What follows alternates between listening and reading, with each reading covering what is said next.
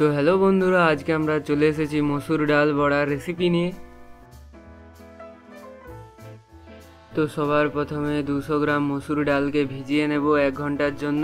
1 ঘন্টা পর ভালোভাবে জল ঝাড়িয়ে নিয়ে নেব।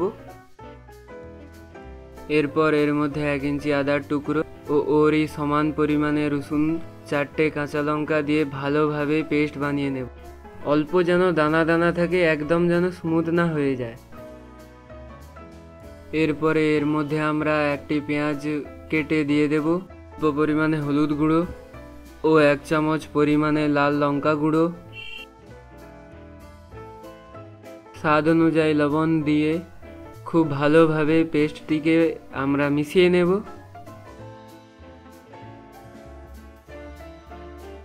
মেশানো হয়ে এলে মিক্সচারটা আমরা হাতে কিছুটা পরিমাণ নিয়ে এইভাবে গোলাকার বলের মতো শেপ করতে থাকবো। তারপরে 2টো আঙুল দিয়ে এইভাবে চাপটা করে নেব। এরপর ওইটি আমরা তেলের মধ্যে দিয়ে দেব। আর এটি ফ্রাই করার জন্য আমাদের বেশি তেলের একদম প্রয়োজন নেই, বড়া যেন অর্ধেক অবধি তেল আসে। আর গ্যাসের ফ্লেমটিকে মিডিয়ামে রেখে বড়া লাল হওয়া পর্যন্ত আমরা এটিকে ফ্রাই করতে থাকব।